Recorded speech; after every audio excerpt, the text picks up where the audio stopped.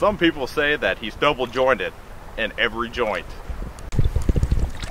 And some people say that he doesn't know what the sound a duck makes. All we know is we call him the Bertrand.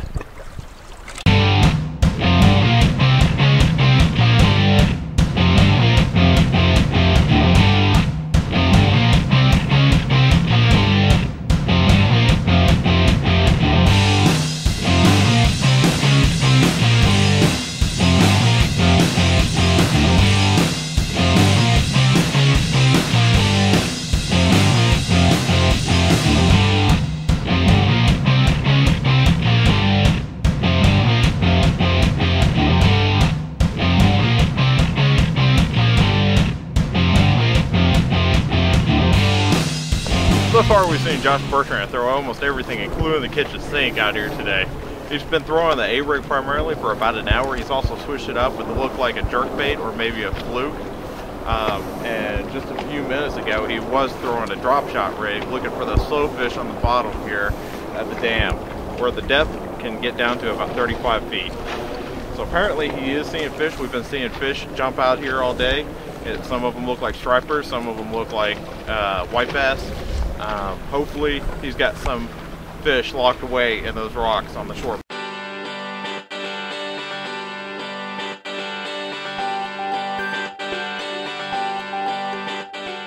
Well, Josh has decided to move a little bit further west on the dam. He's moving up on some nice brush cover over here, and he's still throwing that Alabama rig, so he feels pretty confident.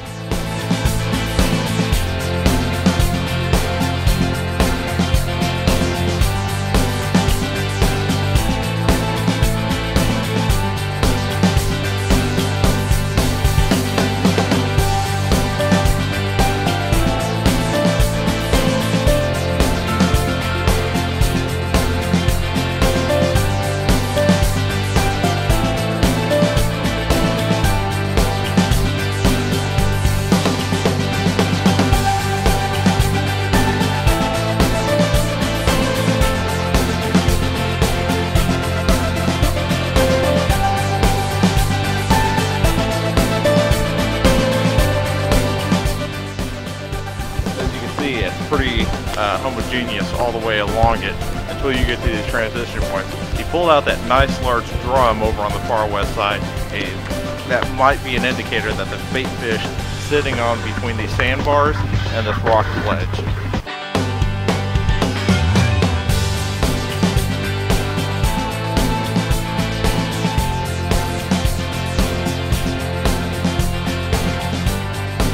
Josh has really been taking apart this rock ledge piece by piece. He's looking for anything different, and he's throwing multiple times in the same area, and he's covering it over and over again. This has been a solid tactic in the past, and it's won many tournaments this way. All he's really looking for, I think, to win this tournament is going to be that one good fish.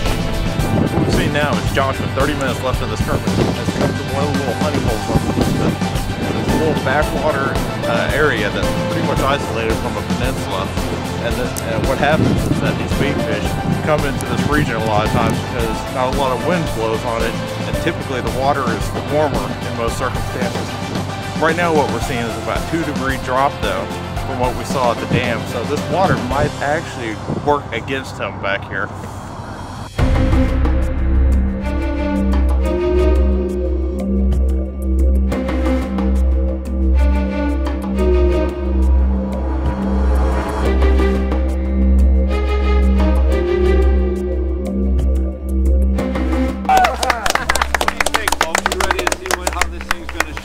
Yeah.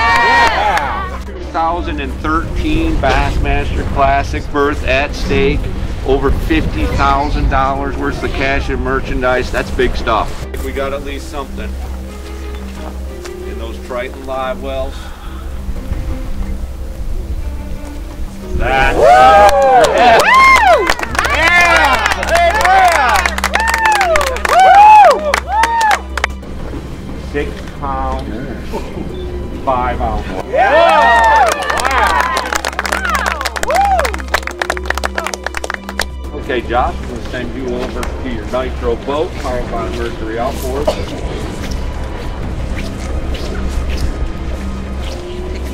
again, we know Josh had that big day on day one, so he's in the spot to pull some fish. Yeah, there's no doubt. I've been sweating it. I knew if he could get some, less wind over there, he'd have some opportunities.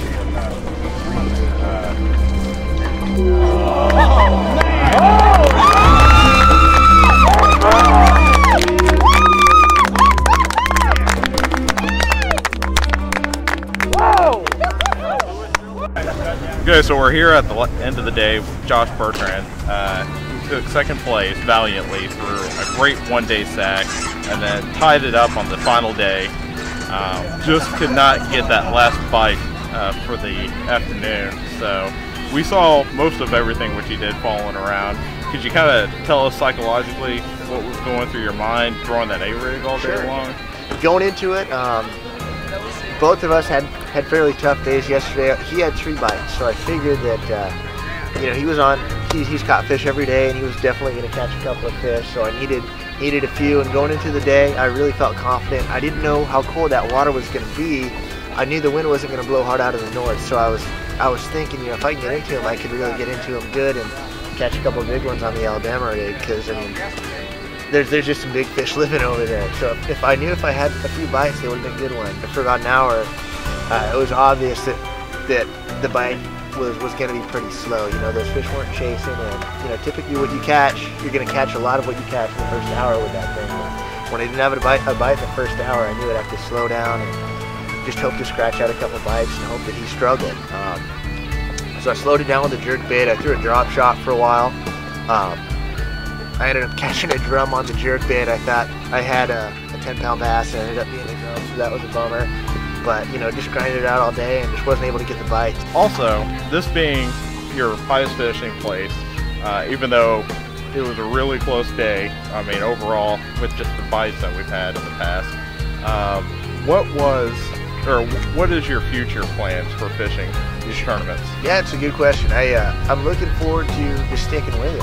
Hopefully I have a good year this year and can follow up with some good finishes.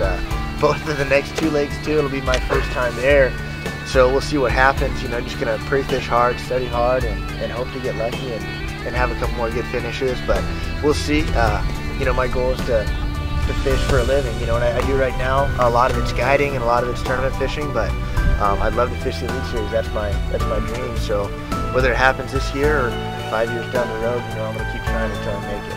So. Absolutely. Keep on trying. Absolutely. All right. Well, you got a good check, and you got a nice trophy and some memories. Thank you very much. I appreciate it. Thank you.